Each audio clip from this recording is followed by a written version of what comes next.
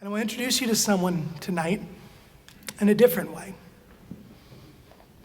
Kim Reynolds is an ordinary woman like you and me.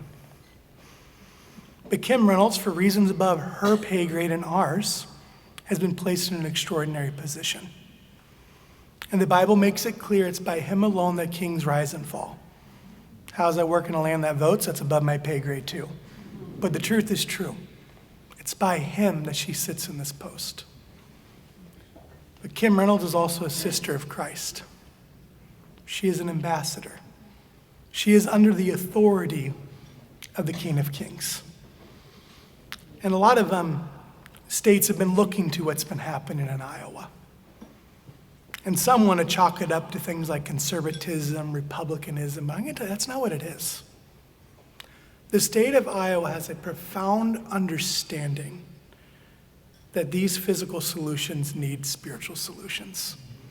And we have seen an openness in the state of Iowa that I have not seen, wanting to partner with things like the Church of Jesus Christ, knowing that we need to do things differently, because there's more to people's lives than just government. God made 3 institutions, and our governor understands that, and we should be thankful for that. So let's honor our governor and give her a warm welcome. Please welcome Governor Kim Reynolds.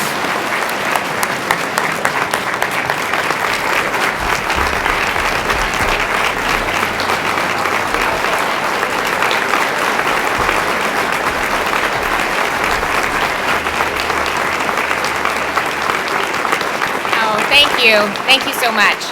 Oh, it's so inspiring to stand up here and see a room full of people that are willing to come to the table and to really support the great ministries of Ruth Harbor. So thank you for being here. Greg, thank you for those incredible words and that inspiring message.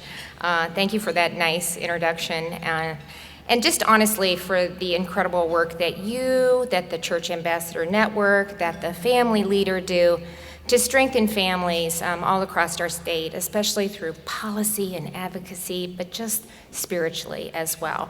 I am so proud of the partnership that we've established between your network and my team, especially with Health and Human Services and its director, Kelly Garcia. You know, Kelly often mentions how much she and her team have benefited truly. We talk about relationships, we talk about partnerships, but how much they have benefited from their relationship with the Church Ambassador Network, including its tremendous spiritual support for those that are every day on the front line of crisis response. 2 are better than 1. You know, it's this type of dedication to serving others is driven by a commitment to the fundamental value of every life and the strong belief rooted in faith that each of us is perfectly made by God in his own image and likeness. Now, as governor of a pro-life state, I am committed to surrounding every person that is involved in a pregnancy, mother, father, and baby, with protection, love, and support, and to working closely with Iowa's faith communities to make all of that possible.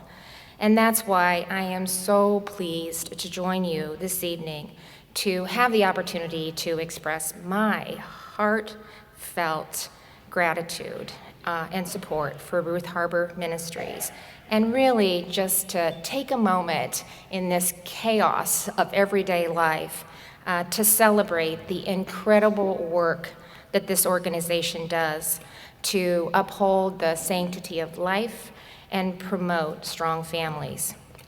This Christ-centered home environment and program for young pregnant women and new mothers, as you've heard every speaker talk about, it transforms lives by helping its residents see beyond their current circumstances and motivating them to realize their full purpose and their potential through a wide range of resources, including, preparation for parenting, adoption assistance, counseling, education support, and developing life skills, getting your driver's license, being able to take care of yourself and your family, and starting to really believe in yourself. Because if you can't believe in yourself, it's hard to convince others to believe in you. Ruth Harbor not only supports the young women that it serves, it gives them hope. But what may be most impactful is a strong emphasis of family. As you know, many of the young mothers arrive at Ruth Harbor afraid and uncertain. They may be disconnected from their own families, longing to find a place where they'll be loved and accepted. At Ruth Harbor, they find a home, one where they live together as a family with house parents. They experience the difference that a nurturing environment with the presence of a mother and father makes. And they learn from example how to provide that same type of relationship to their children. It's the life-changing impact that this has, as you've heard from the testimony tonight, is inspiring. You know, and it seems so simple. But we're living in a time when the nuclear family has been devalued, when the importance of fathers is disregarded, and sadly, where unborn lives are too easily terminated because a pregnancy is considered inconvenient. But Ruth Harbor is doing its part every single day to reverse that trend by promoting a culture of life and by just supporting their families. As Jeremiah said in the Old Testament, "For I know well the plans I have for you, says the Lord, plans for your welfare and not for your woe, plans to give you a future of hope."